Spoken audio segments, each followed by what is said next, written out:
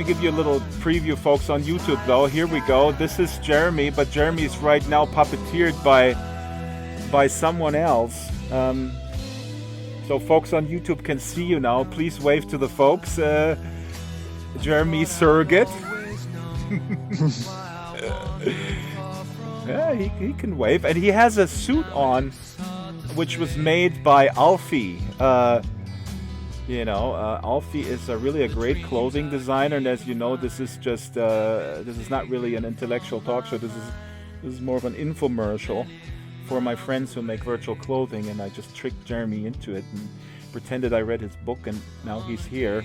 Okay, I'm about to switch. Okay, got it. So going back to the title screen. We're on a lockdown set, yes, folks. Sansar is very stable, and we have good success with up to 30 people at the Atlas hopping, but this is too risky.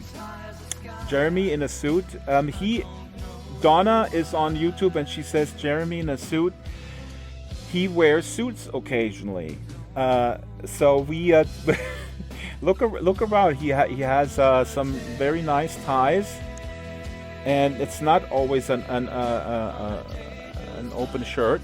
Sometimes it is a suit. Just like you, Donna. Sometimes you wear a hat. So we're waiting a little bit. Jeremy's running a little bit late. No, I'm here. Here he is. Oh my God, I hear him. Okay, so we're gonna fade down the music, and we're cutting into the world, away from the title screen. And here's the big reveal. This is Jeremy Bailenson in a suit. Wave to the audience, Jeremy. Hello. How does it feel? We had your surrogate on just prior. Is that a proper use of VR that we don't even know who anybody is? I mean, it could be your assistant. It could be you. Isn't that very dangerous? Well, what I was going to do was to have somebody control my gestures while I'm controlling my voice. Ah, okay. Is that not something that people fear, that we don't know how accurate it is? So I'm going right in with the heavy duty questions. Are you being asked these questions now that you're on this book tour? I think you never know what's going on when you see an avatar. That's certainly true. One of the fun application areas, I think, is I'm getting a really bad echo here. Sorry. Let me... Take your time. We tested that with Tyler, that you have to... I have very good audio. Sometimes you may get an echo. I just hear my own voice at about a half-second lag. Oh, that is terrible. That is terrible. We tested that with Tyler a couple days ago. It was fine. I don't know what changed with your setup. If you want to relog and make sure that you have the rights in and out, that your headphones. Well, let's do this. Why don't it'll make it a little less conversational, but why don't you ask a question and then I will take the headphones off and give you about 2-minute answers to each question. How does that sound? Okay, that sounds good. That may be a little stifled, but that's fine. So first of all, thank you for coming. This is the Drax Files Radio Hour in VR, and we're gonna push out the audio only version on Sunday. Your book came in yesterday, the Experience on Demand book. I read it in one sitting. I really enjoyed it. I read your previous book, of course, Infinite Reality, which I think came out in 2011, co-authored with Jim Blasovich, and the reason why I like Experience on Demand is because you outed yourself as a heavy metal fan, and you're also citing David Foster Wallace and Infinite Jest, which is my favorite book. But now, what is the audience of this book? And I want to know this because I also read Kathy O'Neill's review, who wrote a book that I'm also reading, Weapons of Math Destruction, and she's very critical about the use of AI. Your book is not so much about algorithms, although it's in there. But what is the main audience for this book? Kathy kind of stipulates that she doesn't outright say that you're trying to sell VR, but are you trying to dissuade fears? So a lot in that question to unpack. Can you hear me okay? Yeah, perfect. Fantastic. First of all, let me just say how awesome this room looks, Drax. It is made by Ria, who is a wonderful artist, and yeah, this is my I mom's just think you've basement. done a spectacular job. The room looks great. My avatar, the first time I saw it, I couldn't believe how that you just nailed it. Thank you for doing that, and I just really appreciate you being here. Thanks, man. This should be the first VR. I mean, a book presentation, a VR book presentation in VR. But since we have to do I've done this a setup, lot I'm of going to talks in shut up and Second Life, but let you. this is Yeah, certainly the first time I've ever had 18 degrees of freedom in giving a book talk. So that's, I think we might be making history here. yeah. So the book is written for smart people who don't know about VR. So one target audience is people that have heard this word virtual reality and not really sure what it is and want to get kind of better senses of the do's and the don'ts.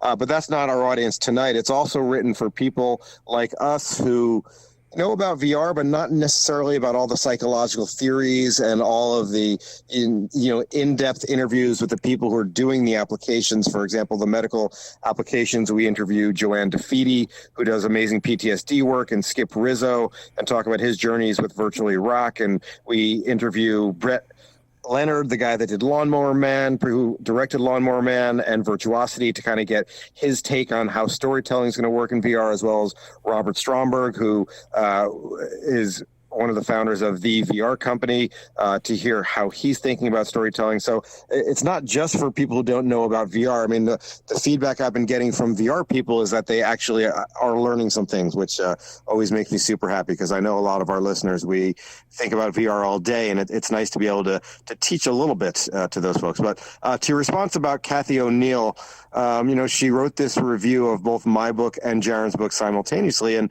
I can't speak for Jaron, but I was a little surprised. Chapter 2 of the book is all about the dark sides, things like addiction, distraction, learning really bad habits, for example, muscle memory of how to do violence, reality blurring, overuse and simulator sickness. And, when I first wrote the book, that was chapter 9, but after thinking about it, I decided I wanted to move the chapter about the dark sides from chapter 9 back to chapter 2, because I really wanted to be prominent. So I was fairly taken aback by the review. She's obviously a really brilliant person. I was surprised to see her not acknowledging that neither Jaron nor I really do talk about the downsides. Yeah, and actually I figured out my microphone, actually, for some reason, it does come back through me, so the delay that you hear is on my side. So I'm going to mute my microphone when you talk, so you can jump in at any point in time.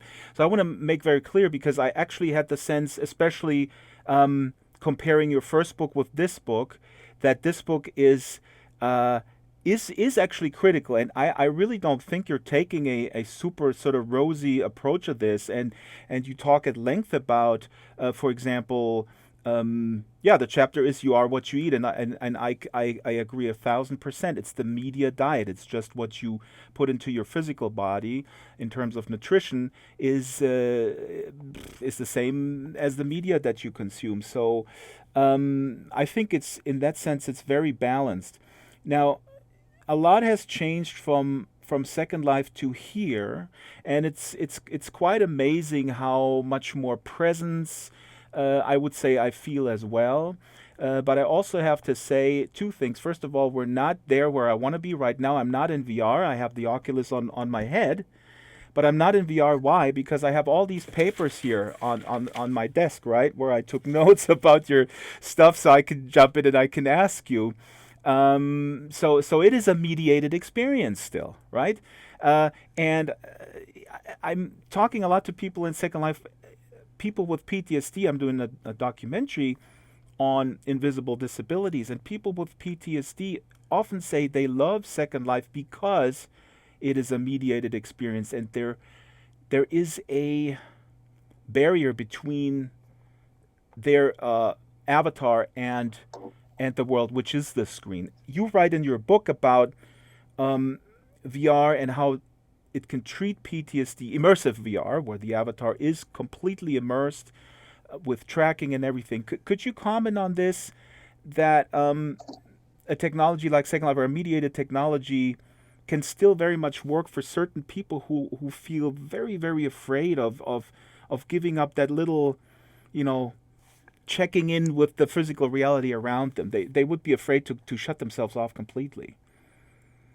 So I've given many talks in desktop environments like Second Life, and this feels drastically different. When I give a talk in a desktop VR environment, I basically don't look at the screen at all, and I just focus on speaking and give my talk. What I'm doing now, Drax, is I'm actually watching your face when you speak. The fact that your lips are flapping as you're talking and you're doing subtle body movements, it's making it such that I want to look in your general direction when you're speaking, and that's actually a really new thing for me when giving talks in these online mediated spaces. So this absolutely feels different. On the PTSD side, again, this is not my area of expertise, but a lot of what I do in this book is I find our heroes and I interview them. And Joanne DeFeeti, her work is just spectacular. When she talks about these people that she helped, in particular first responders after 9/11, these people that had the trauma had crippled them in their lives. Yeah, And tell that specific reason, story where she really kind of is able to pinpoint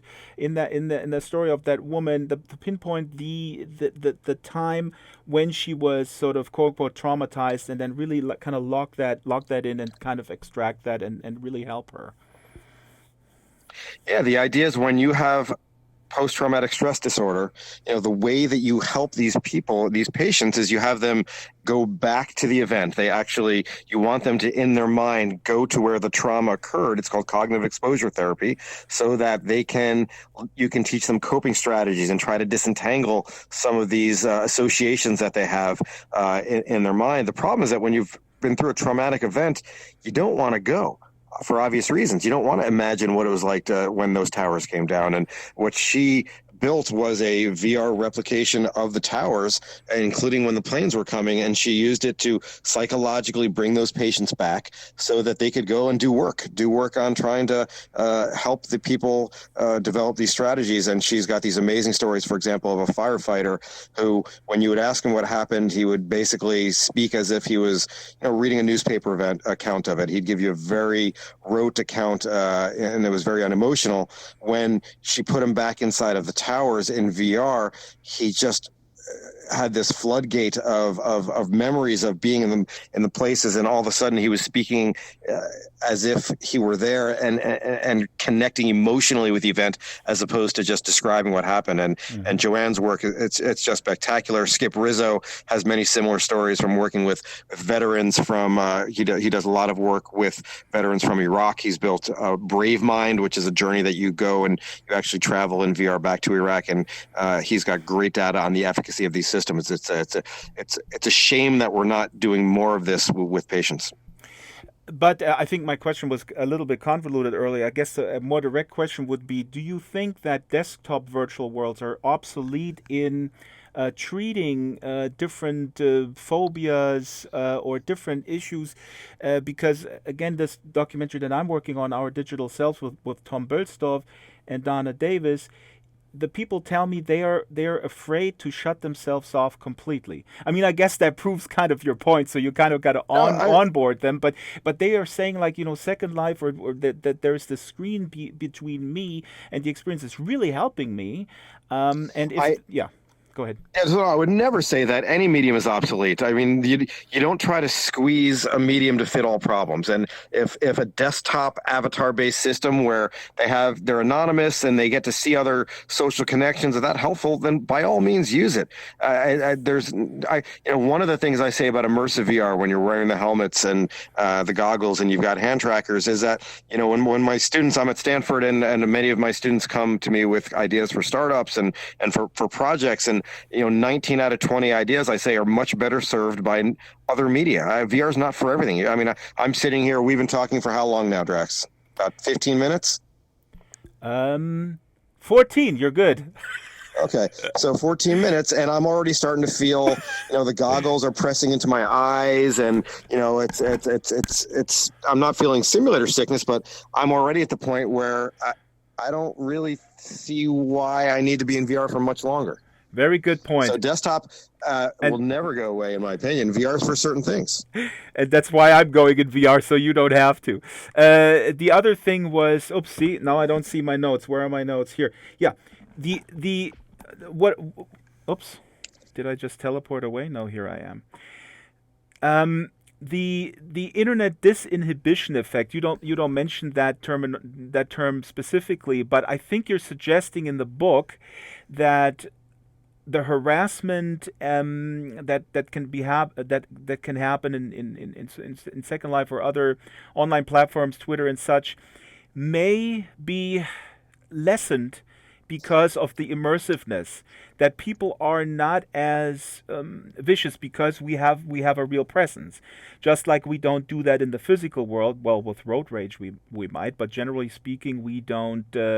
We don't completely freak out and yell at people in public as we do on Twitter and Facebook. And no, YouTube viewers, I'm not talking about myself. I'm talking about the general public. So do you think that that is actually a positive thing? The closer we are together, the more the presence we feel, although we may be anonymous, that maybe our behavior will become again more cordial. I mean, that would be a really, really good thing. I mean, I love the question. We don't have data on it yet. I mean, anecdotally, what I've seen in the lab is that experiences that are really intense or violent, people don't really want to do them as much as they would on a desktop computer. So we have some anecdotal data here, but we don't really have data at scale. I mean, as you know, the first immersive VR game to make $1 million was a first-person shooter. So there is that data point as well. So it's hard to say. We're just going to have to see. I just also meant specifically in social VR.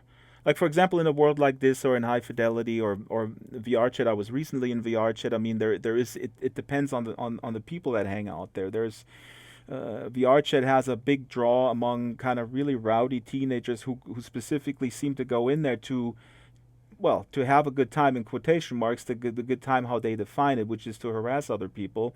And people have told me that in Sansar and high fidelity, the general, um, how people communicate with each other is much more respectful. So that might also be the tone that kind of emerges, or the culture that emerges with each platform.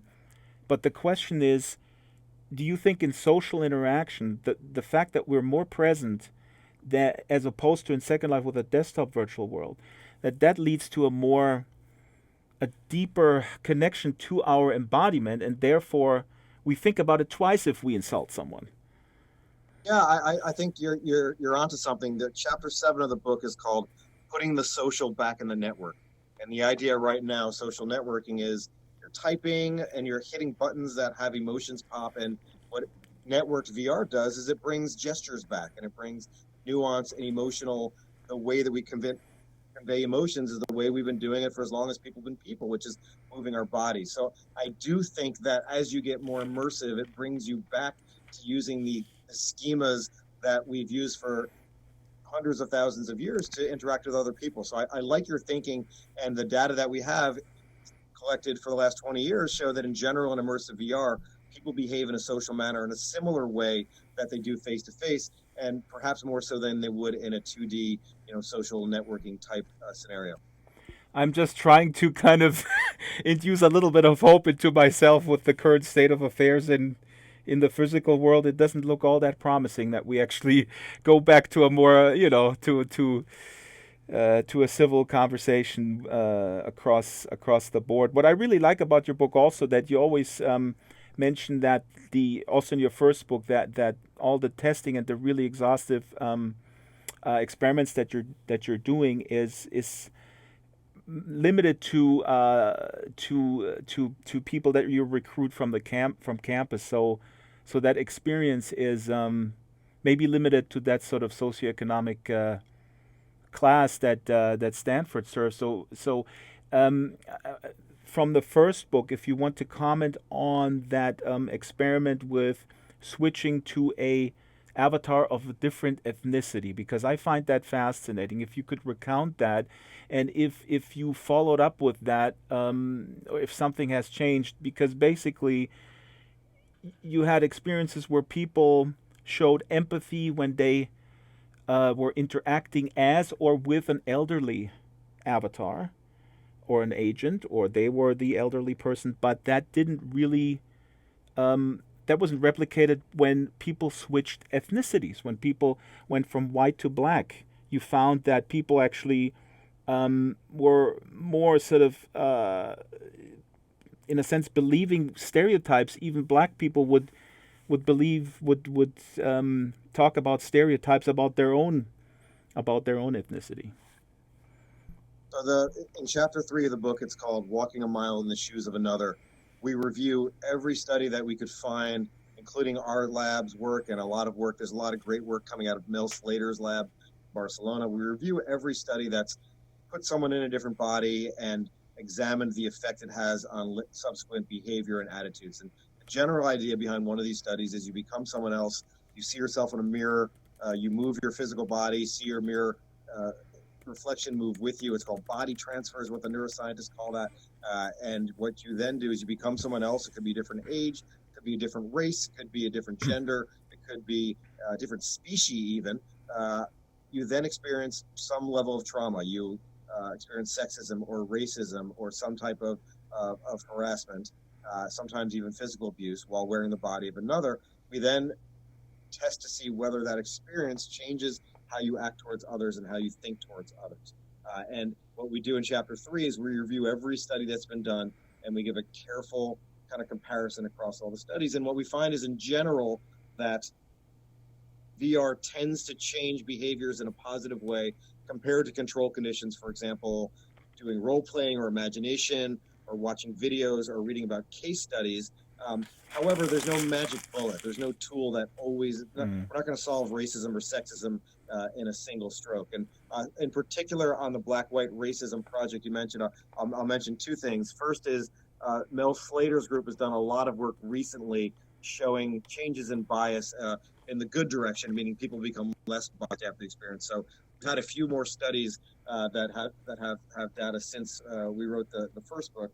The second thing is I really like you bringing up the point of the samples, and we are about to publish a study that has north of 2,000 subjects that were in these experiments, and we went out of our way. Fernanda Herrera is a PhD student. She drove to senior citizens' homes and to flea markets, and we have a permanent booth in a museum, and she collected a sample size that has variance in age and demographic, in technology use and education, and it's an extremely large sample size where people took a journey where they lost their homes. It's called Becoming Homeless, and this is a piece that premiered at the Tribeca Film Festival in 2017. And Becoming Homeless it's about a 10-minute journey where you learn that you can become homeless due to situational factors. You can, it's not just about who you are, life gets in the way. And what we measured in this study was whether or not people would change their behavior. In particular, we measured if they would sign a petition. After you take the helmet off, are you actually going to sign a petition that says, I would support having my personal taxes increased if to go towards affordable housing measures? And I won't go into too much detail of the studies because it's not published yet, but two things to note is that in general, you have more signing of this petition when you do a VR journey compared to the control conditions. And when you look as far as 8 weeks out in this large sample, virtual reality tends to outperform the best control condition, which is imagination and role playing. So we're about to publish this. It's not out yet, but it's probably the largest sample study that really examines the effects of becoming someone else in VR. That is awesome. See, now you're giving me hope because I felt like I'm going the way of Sherry Turkle, who I also totally admire, who kind of like, she was very enthusiastic and now she's very critical, and I can see that journey, and I see that journey with myself, having been in Second Life now almost 11 years, and I remember talking with Noni de la Peña, who also appears in your book, when I asked her, it was a couple of years ago, if she still believes that VR is the empathy machine, or if it just can, if it can change behavior when you're immersed in a world that you usually don't tap into in the physical world. And she told me that with the Trayvon Martin experience that you cite, where you go into an experience where you hear actual audio, what Trayvon Martin was shot and you're inside a home and you sort of peek out the window, so you're essentially a witness to that incident when George Zimmerman shot Trayvon Martin. She said she had people go through this experience, and people came out and said, well, I don't see anything wrong with that. He felt threatened, so he had to kind of defend himself. And that to me was completely baffling. I mean, it suggested that existing, you know, the conviction of a person is reinforced with that that virtual reality experiment. And when Noni did virtual Guantanamo in Second Life, uh, 10 years ago, she had the same experience. People visited Guantanamo. The point was to show people how it feels when the avatar is stripped of all their rights and you're thrown into that cage, and all of a sudden your life changes. And again, she met people, she interacted with people who visited that, who said, well, you know, I don't know what's wrong with incarcerating terrorists. I mean, what do you want? You want to have them over for dinner or what? So, yeah. Long story short, So, what you just said, it gives me hope that we may change minds to create empathy towards socioeconomic conditions that we don't experience in everyday life. well, look, one of the many things I love about Nani's work is that she's a journalist. She's trained as a formal journalist. And so when she creates these experiences, she doesn't try to make them seem different than how they occurred. And so in this case, you have to applaud her for not trying to, persuade people, over the top of things that didn't happen from the audio. She stays true to what we know in the facts. And that's why I love her work. On that piece in particular, I hear your anecdote, Drax, but I suspect that if you were to ask her, what percentage had that response versus one that was probably more sympathetic, I suspect that was an outlier. Would be my guess. So Yeah, yeah, we can yeah. ask her though. Yeah, absolutely. I mean, I'm picking, I completely acknowledge that was a casual conversation, and I was just, even if it were like 1 out of 100, I would be shocked. That's how strong I feel about that particular incident, and I completely acknowledge that. But you bring up the journalism, which is fantastic. I don't claim to be a journalist. I'm a documentarian, if anything, and I applaud people who can stay very objective. Um, when I worked for National Public Radio, I needed to be objective. Now I don't have to be anymore, and that feels insanely good. But your take on journalism here in this context is that's a really super interesting chapter in the book. Uh, do you often get that when you do interviews? Do people say, "Well, yeah, but immersive journalism, that's BS. You can't be objective if you put someone into a refugee camp. You're just tilting the scale. You're not supposed to kind of do that. How would you respond?" Yeah, I think there's been. Let's just say that it's a shame that the terminology has evolved the way it has, because I think that when we look at what we call quote immersive journalism, most of that feels to me like op-eds, opinion pieces. It's basically trying to really convey a strong argument via VR. And when I think of what VR is going to do for journalism, I like to think about investigative journalism. So, this is maybe more about what if you go to some CG version of a crime scene and you learn something about lines of sight. That person couldn't have actually been a witness because you actually got to learn something new spatial. Or if you flooded an event like a public demonstration with lots of 360 videos, investigative journalists 20 years from now could go back and do fact-finding missions based on seeing different fields of views. Or let's assume we've got light field capture now, and it doesn't have to be 360 video. It can be walking around a realistic version of that scene where you can actually do motion parallax. And so I think the home run for VR when it comes to actual journalism is going to be in finding stories and in helping understand the facts better. What we're seeing mostly today are fun opinion pieces. Mm-hmm, Or mm-hmm, a yeah. lot of them aren't fun because they're about things that are very sad and intense, but they feel to me more like opinion pieces. Yeah, they're advocacy pieces. I mean, I'm a big fan of those type of pieces because they do. Again, I mean, this is not about me, but I couldn't. I don't know how it would feel if I had to, let's say, be in a newsroom and had to report on the madness that's going on in the White House right now and try to be objective. I probably would quit my job. But yeah, there's Peter Valencia in the YouTube chat says here, and I said that earlier also in VR chat. He says, in VR chat, if you wear a dark-skinned human avatar, racists almost immediately come out and insult you. But if you wear a non-human avatar, no one cares. I don't think VR is necessarily going to make people learn to feel empathy towards those who are different. The anonymity just seems to make racists less afraid to say how they feel. I mean, I mentioned that earlier that I feel I mean, I'm hopeful that it might get better because we have more presence. Because, maybe some sort of civility kind of comes back. I don't know. Yeah, look, I haven't spent any time yet in VR chat, and in fact, this is the most time I've spent in a social VR platform with a helmet on yet. So I'm delighted and thrilled to be in your room and to be on Sansar. Oh, you should have been. You Yesterday, should have been at the opening party, Jeremy. We were, and I didn't believe this myself because I can't spend over 30 minutes to be honest.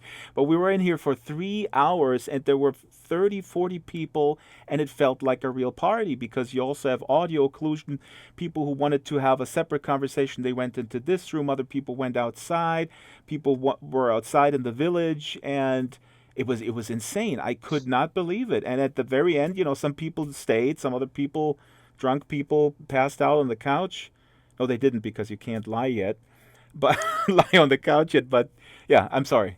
Go ahead. I stepped on you there. I'm so enthusiastic. yeah. So what I was yesterday, Philip Rosedale at High Fidelity had an event where he threw a dance party. There was 40 Oculus Rift CV1 tracking stations and some Vive stations where there were leg tracking. And we had about 30 people in VR together. And we were talking about, so I haven't spent time in VR chat, but from what I understand from the people I talked to yesterday, there's a number of journalists there who cover this, and Philip Rosedale, of course, who pays attention like you do to these things. There's a sociological reason for a lot of the trolling that's going on in that particular place. I think it's become its own meme where people go there because that's a place where trolling is encouraged. And we were talking, Philip and I, yesterday about how you, from a software standpoint, can basically give people the power to stop others from griefing them. And the neat thing about VR is that there's ways you can do this algorithmically. We get to control what we render in our own rooms. And I do see that VR chat shows some of the darker sides, but I think people go there because you can, and that's who it's self-selecting. And I think when there's worlds that people want to go to for other reasons, for example, your basement here, there's not going to be trolling, and if they show up, you just hit a button and they're not there. Yeah, and that is not a bad solution at all, but I'm just going to throw this out there. If you haven't read the book, also, folks, on YouTube, China, Mielville, City and the City. That is I've read it. See, and the downside of this is that we just all then that we're siloing ourselves even more by controlling what we see, and that may also, we're creating micro-gated communities in that sense. Maybe that's also not. I mean, I don't claim to have a magic bullet for this huge problem, and Philip, I talked to him too last year, and he's thinking about this every day. So yeah. No, your point's an important one, and I don't think we want to ban from rooms people that have different opinions from us. We just want to ban people that pick up virtual submachine guns and start shooting us. Very good point. Now, oh yeah, I forgot to mention Cody. Cody is watching this on YouTube. Cody is one of the protagonists in the upcoming documentary. He has cerebral palsy. He drowned when he was 1 years old, and his mother rescued him, and he's 32 now. He's an incredibly bright guy. And in Second Life, we reenacted his drowning. I asked him if he wants to do that because it would be powerful in the documentary. He talks about it on camera. So I asked him if we could reenact it. And we did that in Second Life, and a friend of ours played the baby, and the baby ran into the pool and was at the bottom of the pool, and Cody essentially his avatar directed that scene of his own drowning as a baby. It was crazy. So I'm just throwing this in there because we talked about that earlier, the kind of working through trauma, and I wonder, Cody, if you want to type this on the YouTube chat, how that made you feel. We never talked about that after we shot it in Second Life. Now, the educational applications. Could you summarize this? This is also something where I actually think you're quite critical, quite balanced. You're not crazy Yeah, I Kool so Aid style I like. think the field of virtual reality takes it as a given that just because it's more immersive and higher presence, that education's going to go better and we're going to learn more. And what we're finding when we looked at the data is when you're training a procedural skill, whether it's a quarterback learning to read a defense by turning his head back and forth, or whether it's somebody who's learning how to understand spatial navigation and directions. When you're learning how to do something, VR tends to outperform watching a video. But when it comes to learning abstract calculus and physics and what we call STEM learning, what we're seeing in the data itself is while virtual reality increases presence, it increases engagement, meaning you want to go there to learn, and it certainly increases attitude change when you look at things like empathy. What we're not seeing is when you compare wearing the head-mounted display to doing the same interactive experience on a 2D display, we're not seeing gains in test scores later on. And there's probably been about 10 studies that have made that direct comparison. And one reason, and I don't know this for sure, but one of the reasons that we hypothesize is behind this is that VR is so amazing and engaging that sometimes you just get caught up in the experience as opposed to trying to do work, meaning to memorize facts and to think hard. I attribute a lot of that to the fact that immersive VR educations have been designed by people who aren't experts in creating curricula. So in my lab, we've created the Stanford Ocean Acidification Experience. That's free on Steam, and we're about to upload it onto Oculus Share in the next few days for free to the world. And this is a 7-minute journey where you learn about chemistry, you learn about marine science, and what we found in that is that it's an amazing experience. In my humble opinion, it's really intense and worthwhile. And it's certainly people learn more about ocean acidification, but in a perfect world, the way you learn this stuff is everything you'd be learning by doing. You'd organically be swimming around and you'd uncover something and there'd be this mystery. And if you look at the work by Chris Dede, he's a Harvard professor that does a lot of desktop VR. Yes. For example, River City and EcoMove. He nails that. I think there's a discovery process that really causes you to learn better. But I'm not an expert in making curricula. So I think as the people who do educational content creation become more familiar with VR, I think we will hit that sweet spot. It's just I don't think we've gotten there yet on the content side. Yeah, I also would say that also being a father. I mean, I'm not an expert. I'm just a father, just like you. I think you learn so much on the job that education is so complex and there's so many factors. And one that we mentioned earlier is also the background where you come from. I mean, you can correct a lot in with public institutions and so on and so forth, but the basic sort of cards that you're dealt with and sort of the home environment, that is something that, yeah, that's a luck of the draw basically. I want to pose a question here. Ice Sky Silverweb is on YouTube and she has a direct question to you. Ice Sky is also part of the documentary. She cannot hear, but she can speak. It's fascinating. We talked a lot about the fact that in immersive VR, just by function of the headset, text interaction is kind of on the back burner. Also, developers are not really kind of prioritizing it. Ice Guy is asking Jeremy, there seems to be a prevalent need for some to have power over others, and this seems to be the case not only in real life but in virtual settings. This power dynamic almost always leads to injustice in social settings. How can we address that? So I'm not sure I 100% understand that. I mean, Ice Guy, please elaborate if somebody is translating this for her and typing that. I don't know if Ice So Guy let is me, let me asking if that basically is if nothing changes, I guess is the question, or I think that if there's a social dynamic that's existed in human hierarchies as long as humans have been alive, you're probably going to see that instantiated in a virtual world. I don't see people being different than how they are. It's people are people. oh, so in other words, like I am a dreadlocked hippie and you're a guy in a nice suit, so you tell me to clean up my own basement. No,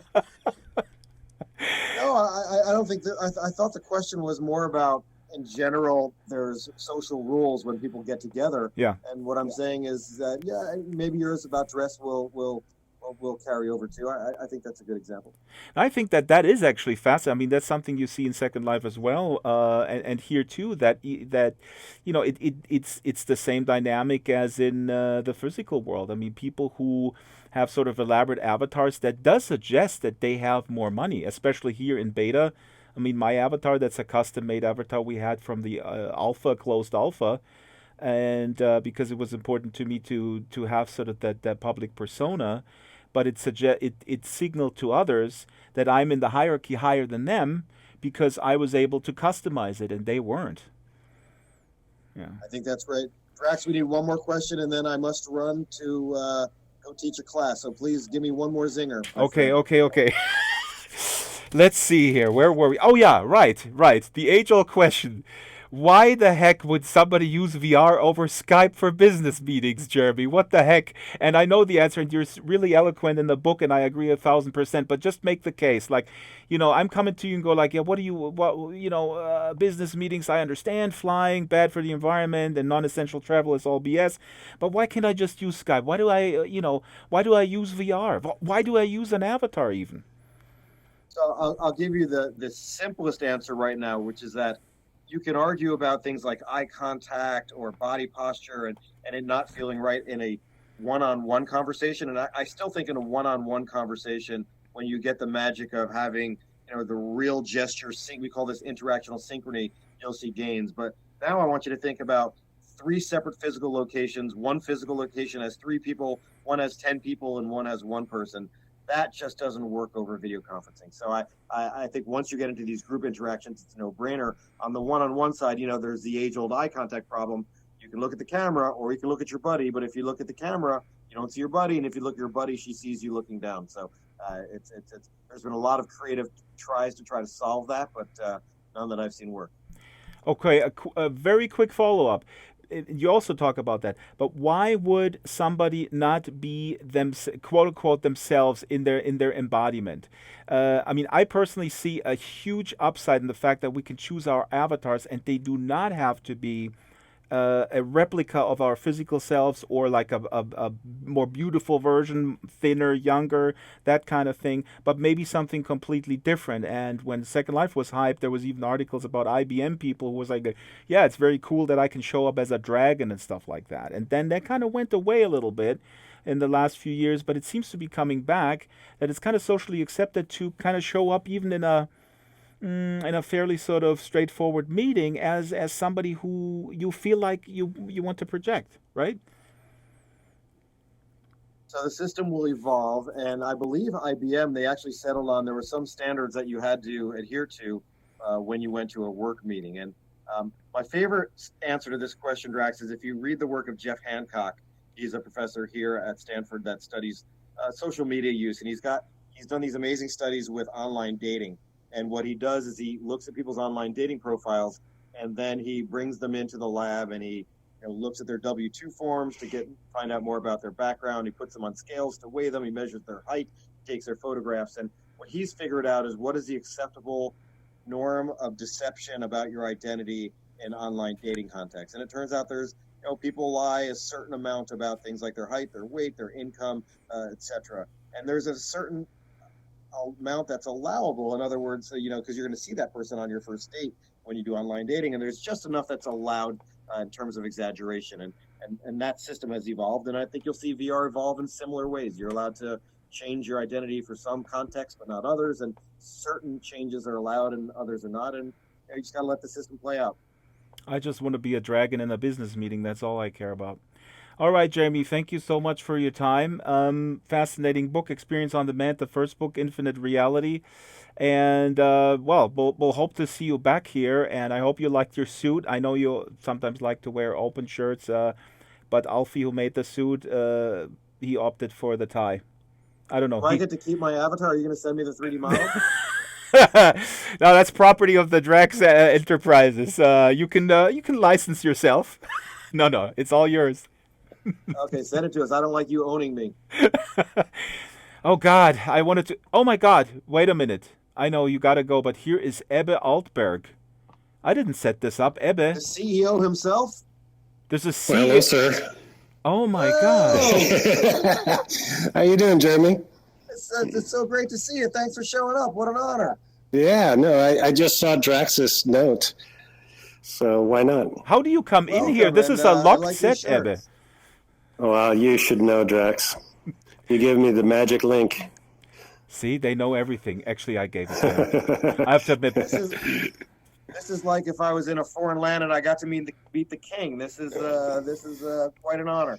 I'm just a player, like, there's a lot of players. You're no Drax, that's for sure. Yeah. And I'm looking forward to seeing you. What is it, next Friday? Yes. In Meat Space. Yes, it's going to be fantastic. Awesome. Look forward to that. Thank you for stopping by. I really appreciate it. Yeah, I just wanted to say hi. I don't want to disturb your chat. Jeremy's got to run. He's got to run to a class. All right. Well, I'll go teach him something. I will teach them about Sansar. There you go. He's now a Sansarian. He's been to the basement. Congratulations. It looks great down here. Abby, it's just amazing here. Everything works better than I thought it would. It's really neat. Yeah, and we're just getting going, too. Yep. Keep up the All good right. work. Have a great one. See you soon. Thank you. See, this only happens in Sansar. This stuff happens, and Ebbe kind of gave it away that I gave you the URL. You shouldn't have said that, Ebbe. I was going to how do you come in? They know everything. They know where you are. You thought I used my magic admin powers? Exactly. That's what people say out there in conspiracy land, Ebbe. They see you sitting in this huge war room like Dr. Strangelove with all these monitors, and you know at all times what people do. That's not the case? Yeah. Yeah, well, maybe not. All right. I gotta run. Good. Did you guys have a good talk? Yeah, absolutely. I mean, I read the book in one sitting, and I was going to ask him. Well, he has to go. He has to go to teach. I'm really grateful that he had the time. I was going to ask him actually about creativity, because that's what I'm most passionate about. Actually, tomorrow on Atlas Hopping, we're specifically going to quote-unquote amateur experiences, to experiences that are not made by people who have a design background, because I do want to see what people do from either free stuff on the marketplace, purchase stuff on the marketplace, that kind of thing. I think that's really important. Yeah, we internally we tend to call us, because I'm one of those customizers as opposed to original content creators. So it's like in the physical space, we have all these manufacturers that create computers and tables and rugs and all the things you see in here. And in Meat Space, I didn't make anything in my house. Yeah. But it's still my house with all the stuff I like that I've acquired or found or inherited, and I've combined in a way that makes it feel like mine. Bluebell says here on the... Sorry, I'm interrupting. Bluebell says, Ebbe, you prove practice in VR pays off. Your moves are very natural. Well, they always were. I'm really impressed with Ebbe's moves. No, Ebbe, I really like that the way you describe that as the customizer, because it's still a place that you made and people can invite others and they have a connection to that place. However, of course, I'm a broken record on saying that it would be very cool if down the road, whenever that is, and I'm not asking you to make any type of promise or anything, that there would be some sort of collaborative building feature or something that is built into the engine that lets people... I'm not saying you should replicate Prim building. I don't think that is... No, it's not necessarily about Prims, but obviously collaboration is very important. So we've been actually working for quite a while on getting there. Soon we'll start to introduce permissions for who has access in more granular form, and then later I don't know how far out, maybe later this year, is to be able to then give permissions to come and edit your place. Awesome. And then you can, at some point, multiple people edit a place together, so that, because you always have special skills. some people model, some people texture, some people script, some people do audio, some people do community services, customer service, marketing, business development, and you want those people to come together as a group to create, fantastical experiences. Right. And not only that, they also want to exchange money. We just had that talk with Hover Derby, which is on track, and we're so excited about Hover Derby. And one thing is, we want to give away prize money every week, and we just figured out, like, how do we do that? How can we transfer to another player in Hover Derby who wins? How can we transfer funds? So I know, Ebbe. I'm like, every week I'm telling you I want to sit down, I want to do that, and this week Galen wants that we can transfer money. Yeah, no, and I know Landon, that you recently heard, is taking on an awesome role, is very motivated on that one, and so we have the plumbing for that. So now we just got to make it easy for people to sort of exchange, and then off and running. Fantastic. So and sit, I can see it in the not too distant future. I've made peace with that, especially, I think standing is healthier, actually. I stand in meet space all the time. I don't sit in my office ever, unless it's in a conference room with people. All right, I don't want to keep you. This was awesome. It's great that Jeremy had a little bit of time. I wish he had a little bit longer, because people are just now really firing off tons of questions here to him. His book is fascinating, and it's not too sort of it doesn't paint everything with rose-colored glasses. I didn't ask him about the chronic pain, which is interesting, because pain management is a big potential plus for VR, I think. I'm just such a sucky reader. Yeah. I just don't. It takes me days on a vacation to open the book, to get into reading mode. Mm-hmm. Then I can get through a book or two over a couple of weeks. But during normal week, it's just hard for me to get into it. Ebbe, I know you're a very disciplined person. All you need to do is you take that discipline and you force yourself to reserve 30 minutes at whatever is a convenient time. If people do mindful meditation or they play golf or whatever, but you reserve that for reading. And you just, I'll give you a couple of recommendations of quick reads that are sort of, I read a lot. I have a list. Sci-fi. I don't need more. I have a huge stack of incredible books I can't wait to read, but I need time. You need 30 minutes of shutting off all communication, sitting there in a room that is designated the reading room, with everything is off. Yeah, I gotta see if I can get in that mode. 30 minutes sounds like I was raised by literature snobs. I can't help it. I mean, I was raised in a freaking library. I mean, figuratively. I was raised similarly. I was raised by teachers. So. Well, maybe you rebelled against them. I'm sure I did. For my mom, it was terrible. Sorry, this anecdote. I read Conan the Barbarian. I was into fantasy like a crazy person when I was like 12, and my mom threw away those Conan the Barbarian books, which I had like 20 of. And I said, where are my books? She said she threw them away because they're garbage. Well, she didn't really. She pretended, and then yeah. But that was, parents out there listening, that's not a good way to raise your kids. Okay, Ebbe, thank you. I had every Tintin book. Ah, Tintin is awesome, but in hindsight, it's a little bit racist. I mean, I know it's a little weird. When you read that today, it's all like, oh, look at the savages are doing this, and yeah, I stuff you didn't realize when you were a kid. Yeah, exactly. Yeah. Okay. All right.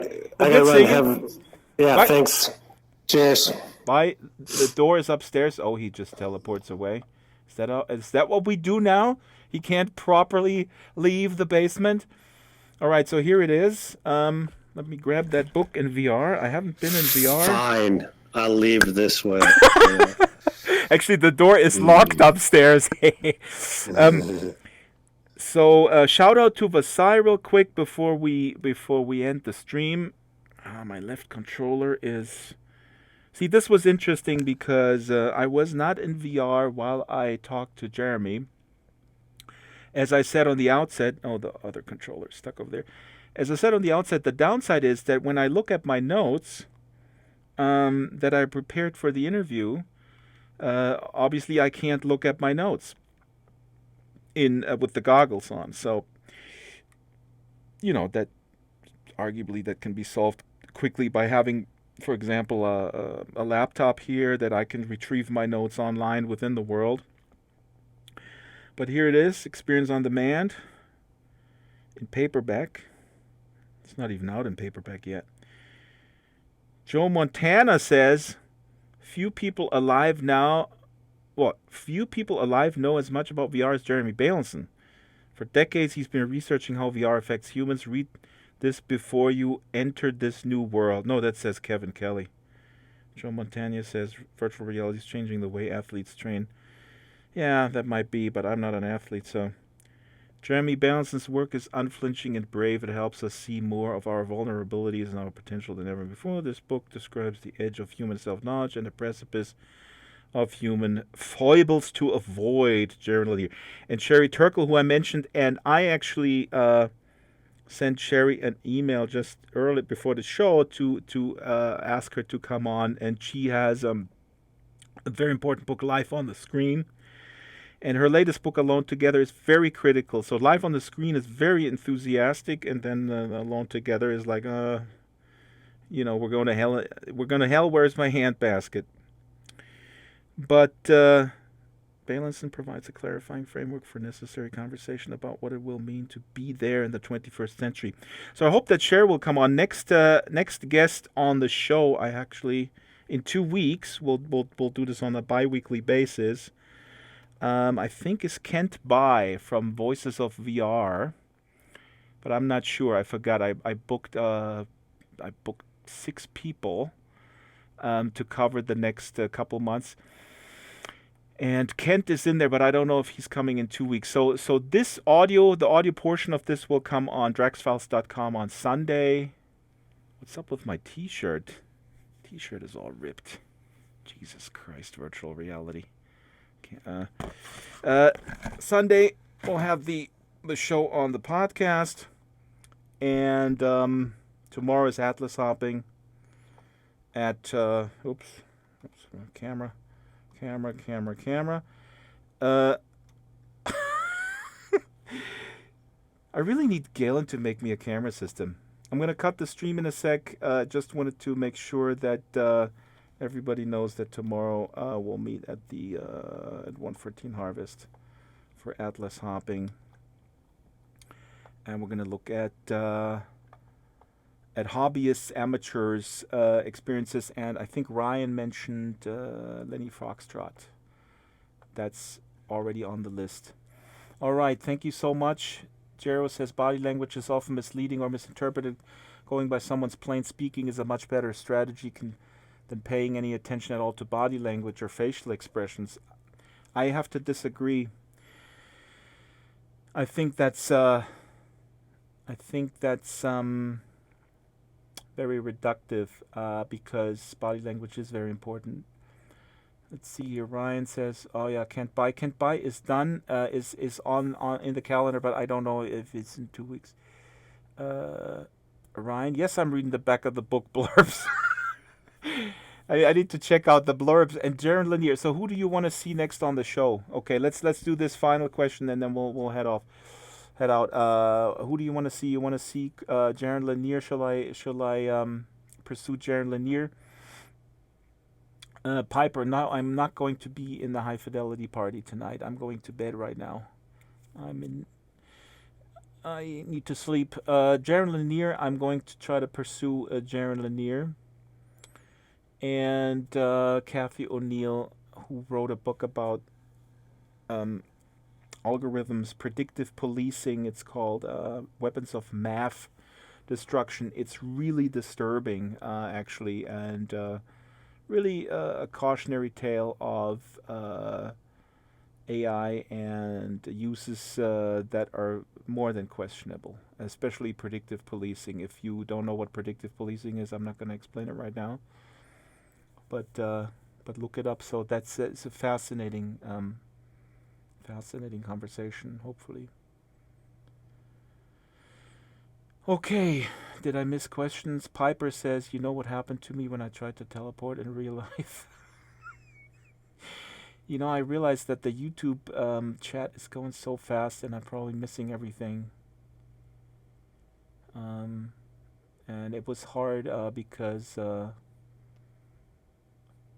Jeremy was pressed for time, and we had these tech issues. But that's interesting that the issue of the feedback loop is still kind of persisting and weird, because we tested the audio just an hour before the show. All right.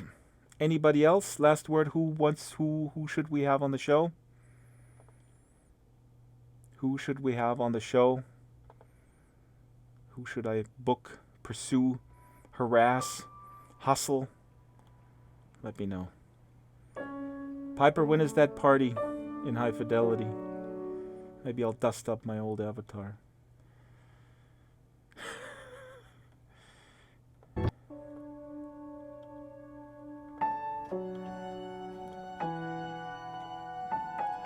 That was the show. Thanks for watching, guys. Thank you so much. And I need to really practice my drive time voice here. Hello, how are you doing? Now, Tom Bölsdorf, who's that? Donald Trump. Piper says Donald Trump. I think he'll do it. I mean, my ratings are not really that high. Tom Bölsdorf. I don't know who is Tom Bölsdorf. I heard a lot about him. Donna Davis. Met who? Nah. I'll pass on Metu. Nothing personal. Or maybe. No, Metu does good work, but I think there's some disagreements. Yes. Alumnia, what? Blueberry. Should I bring Blueberry in? This show is a little bit more, I think, the broader view of social science and digital culture. Nothing against Blueberry. She's a very good friend of mine, and I admire her greatly. And nothing prevents us from bringing in members of the community. Doesn't always have to be like mega stars or big authors. Alumnia, why would I be sarcastic? I don't understand. I'm gonna cut to the title screen and go to bed. Thanks for watching. Bye, and we're listening to the Virtual Ability main theme.